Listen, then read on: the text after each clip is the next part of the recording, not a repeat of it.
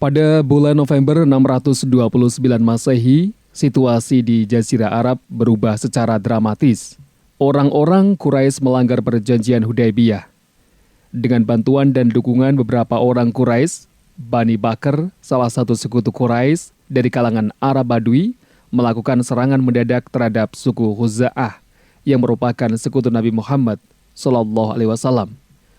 Suku Khuza'ah segera meminta Nabi Muhammad untuk mengirimkan bala bantuan kepada mereka. Dengan kejadian ini, suku Quraisy tersadar akan kenyataan bahwa mereka baru saja membukakan pintu kepada Rasulullah untuk menyerang Mekah. Di saat bersamaan mereka betul-betul sangat mengkhawatirkan konsekuensi atas peristiwa yang baru saja terjadi. Maka mereka mengutus Abu Sufyan untuk meleram agar Rasulullah tidak marah dan mengajak beliau berdamai.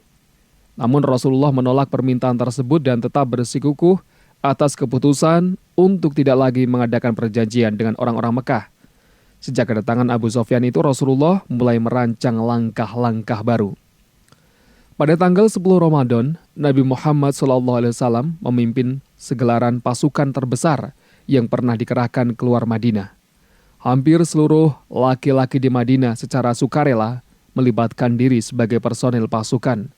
Selama perjalanan, sekutu-sekutu mereka dari kalangan suku Badui turut bergabung bersama pasukan Muslim. Walaupun demikian, hanya beberapa orang sahabat terdekat saja yang diberitahu tentang tujuan untuk menaklukkan Makkah. Sebab Rasulullah ingin agar misi tersebut terjaga serahasia mungkin.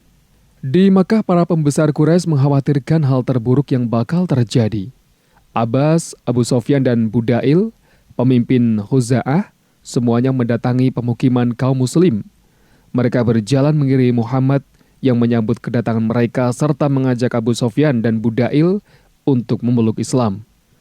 Setelah beberapa saat dibekap keraguan-raguan, keduanya menyatakan masuk Islam dan bersaksi tiada ilah yang berhak diibadahi selain Allah dan Muhammad ialah utusan Rasul-Nya. Keislaman Abu Sufyan sama sekali tidak menghalangi rencana Rasulullah. Rasulullah justru menyuruh Abu Sufyan untuk tetap berada di pintu lembah di pinggiran Makkah. Rasulullah maju bersama pasukan hingga tiba di Zu'tuwa, di mana kota Makkah sudah tampak di pandangan mata.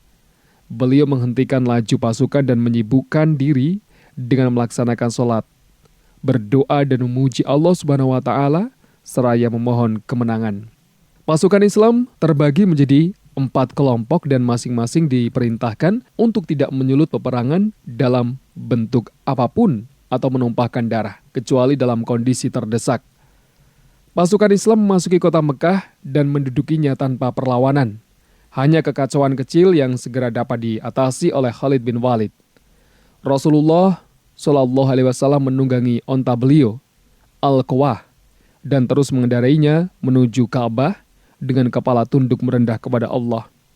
Ketika sampai di Ka'bah, beliau berusaha disaksikan orang-orang Quraisy menghancurkan patung-patung berhala yang bertebaran di sekeliling bangunan tersebut, sembari membaca ayat, yang benar telah datang dan yang batil telah lenyap. Sesungguhnya yang batil itu adalah sesuatu yang pasti lenyap. Rasulullah mengitari Ka'bah dengan onta beliau, kemudian berdiam di atasnya dan meminta Utsman membukakan pintu Ka'bah.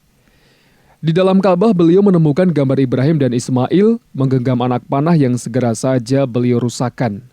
Setelah keluar dari Ka'bah, beliau duduk dikelilingi oleh para sahabat dan memberikan jaminan pengampunan kepada orang-orang Quraisy dan seluruh penduduk Mekah, serta memaafkan 10 orang yang dahulu masuk dalam daftar hitam Rasulullah. Setelah berkhutbah di samping Ka'bah, Nabi Muhammad bertolak ke Bukit Sofa dan mengajak seluruh penduduk Mekah untuk berbaiat. Satu persatu dalam antrian, orang-orang Quraisy memberikan janji setia mereka kepada Rasulullah yang saat itu didampingi oleh Abu Bakar dan Umar. Dan